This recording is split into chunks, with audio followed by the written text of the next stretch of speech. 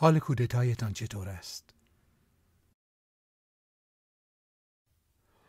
وقتی جلوی پایمان را نمی‌بینیم هر سوراخی فرج است. چشما باز است و نمی‌بینیم، می‌شنویم و نمی‌فهمیم. کودتا جنگی است مقرون به صرفه که نیروی مخاصم در کشور آشوب زده به راه می‌اندازد. کودتا جنگی قسطی و دراز مدت است. کودتا اتفاق نمی‌افتد. کودتا آماده می‌شود. زمینه کودتا شناسایی دردهای مزمن یک مملکت است. دردهای مزمنی که رهبران جامعه عاجز از تشخیص یا عملاً بی‌اعتنا به آن هستند. وقتی درد از حد گذشت، پیکر پردرد دیگر عاقلانه و منطقی فکر نمی کند. با پا گذاشتن به سن، فهم این قیاس آسانتر می شود. دست و پا آنقدر دچار درد می شود که حتی به قطع آن راضی می شویم. می خواهیم کارد را برداریم و عضو پردرد را ببریم و دور بیاندازیم. عاملان کودتا این دردها را شناسایی و بزرگنمایی می کنند. کودتا قطع عضو را تنها چاره رفع این درد می نمایاند. فرماندهان و امیران و جلوداران کودتا از آشنایان خودمان هستند. بعضی هنرمند و بعضی از رجل بنام، بعضی واقعا با درد آشنا هستند و چاره‌جویی می کنند و بعضی خودفروخته و بی‌آر و بی‌آزر. تمیز این دو گروه گرچه آسان نیست، با کمی دقت می توان آن دو را از هم تشخیص داد. عرض کردم که کودتا مقرون به صرفه تر از جنگ تمام می شود، اما ارزانتر و مؤثرتر از کودتا هم وجود دارد. تحریمات اقتصادی از مهمترین و مؤثرترین حربه‌های سیاست خارجی امریکا برای به زانو درآوردن کشورهایی است که استقلال خود را جدی می‌گیرند. موارد متعددی از توفیق این تحریم‌ها در چند دهه گذشته وجود دارد که چطوری کشوری در آستانه از هم پاشیدن تسلیم امریکا شده است. موارد بسیاری هم وجود دارد که تحریم‌ها حاصلی به بار نیاورده و آمریکا ناگزیر به خوراندن آبزهر کودتا در گلوی کشورهای آسی شده است. بسیاری از کودتاها موفق بودند.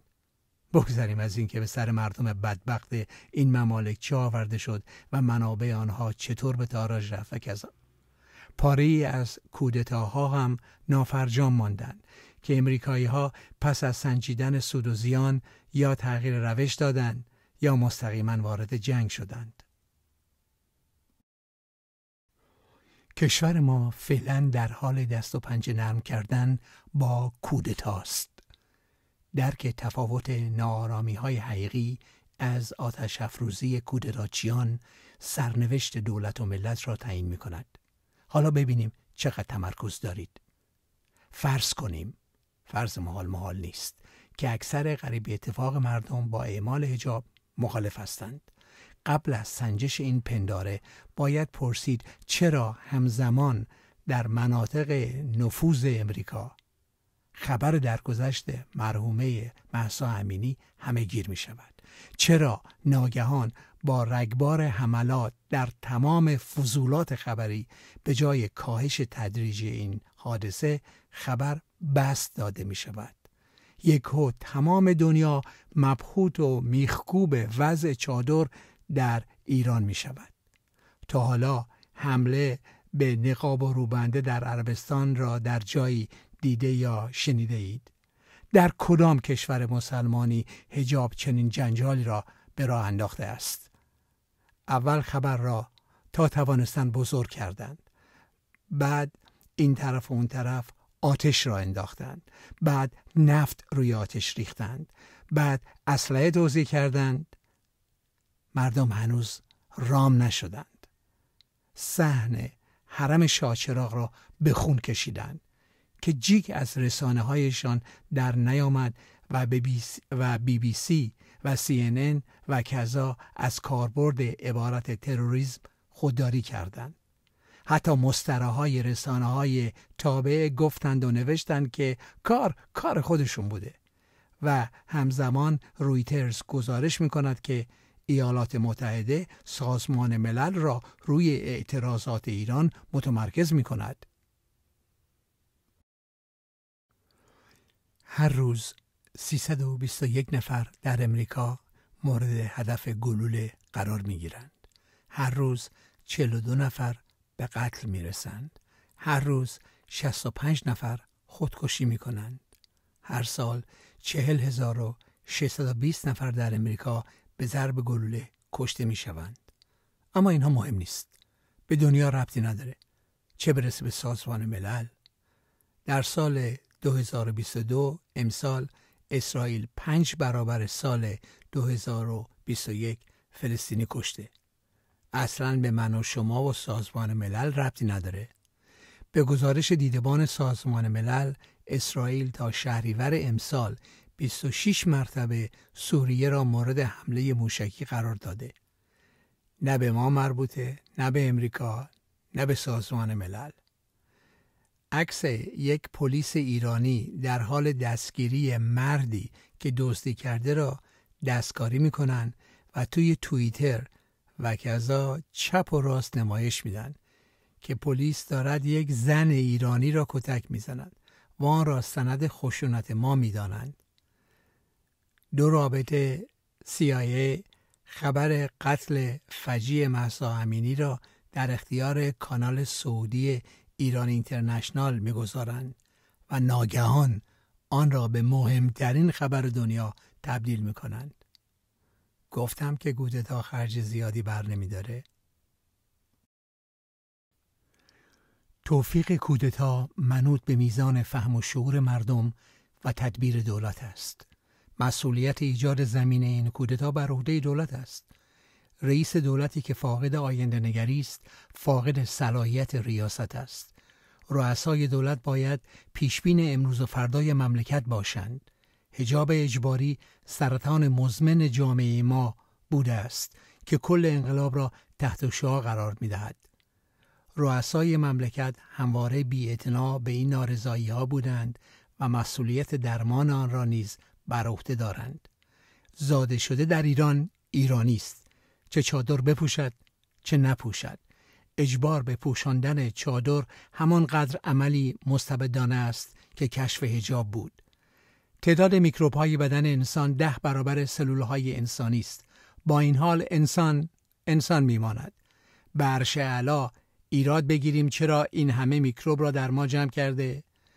برخوردهای اجتماعی رفتار ناپسند را خود به خود طرد می‌کند.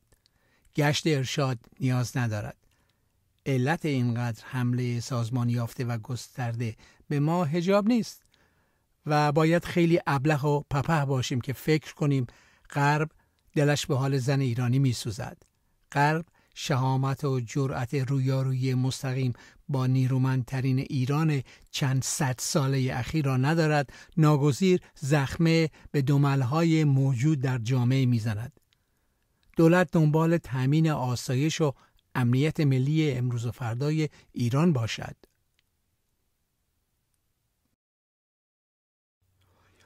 قضیه حجاب اجباری صنعت چند صد میلیاردی ایرانگردی را به نابودی کشانده. قضیه حجاب اجباری مهمترین و بارزترین دستاورد اقتصادی جمهوری اسلامی ایران، یعنی برنامه 25 ساله همکاری‌های مشترک ایران و چین را راکد نگه داشته. سراسر خاک ایران تشنه اثرات این همکاری هاست. راه‌آهن‌های پرسرعت، نوسازی کردن زیربنای اقتصادی ایران در تمام زمینه‌ها. کار دولت روسری انداختن نیست. در غیر این صورت به فرض بقا عمده صادرات ما مهر و تسبیح خواهد بود. در صنایع نظامی علی‌رغم تحریمات رشد حیرت آوری داشته ایم. هر ایرانی به این پیشرفت ها میبالد. در سایر شئون کسری و عقب افتادگی داریم و دولت بداند که ملت میفهمد و تحرک از خود نشان دهد. انرژی اتمی ایران بهانه و روی دیگر سکه حجاب است و کودتای چندین و چند ساله و شکست خورده است که ایران نباید به رفع تحریمات ناشی از آن امید زیاد داشته باشد. ما را استثناء کردند و نباید سر تعظیم و نیایش به آستانه اروپا و امریکا خم کنیم. اگر مهری به پیمان 40 و چند ساله انقلاب یعنی استقلال و آزادی داریم، این تفکر خانمانسوز نیاز به لغو تحریمات را دور بریزیم تا موقعی که غرب در طرز برخوردش با ما تجدید نظر کند. وقتی دولت صاف و حسینی با مردم برخورد کند، دردها را بگوید و راه چاره کند، ناعدالتی ها را عریان کند، قوم و خویشبازی را کنار بگذارد، به قولهای قبل از انقلاب عمل کند و آینه عملکردها باشد، نه تنها بی‌اعتنا به انتقادات نباشد بلکه تسکین دهنده آنها باشد، کارنامه وزرا را مرتباً ارزیابی کند و بهتر را به جای خوب بگمارد، ایران بهشتی خواهد بود که از هیچ گزند و کودتایی باک نخواهد داشت. آهای، خوابی یا بیدار؟ از لحظه بستری شدن مهسا امینی، CIA در بیمارستان حضور پیدا می کند تا خبر داغ را با سرعت و ساز و برگ در دنیا منتشر کند. شهر فرنگه، شاهزاده با مجاهدین خلق. شهر فرنگه. شهر فرنگه. مجاهدین خلق با ستیزجوترین و رسواترین اربابان آمریکایی قول و قرار رد و بدل می کنند. شهر فرنگه. بخندیم به شیادهایی که با بیرحمترین قشر استخبار بد و بستون دارن و جایزه می گیرن. ایران آباد همیشه دشمن خواهد داشت، اما ایرانی بیدار ارزش استقلال را با همه مشکلاتش درک می کند. فدای تو هموطن که می دانی چگونه کودتا را در هم بشکنی.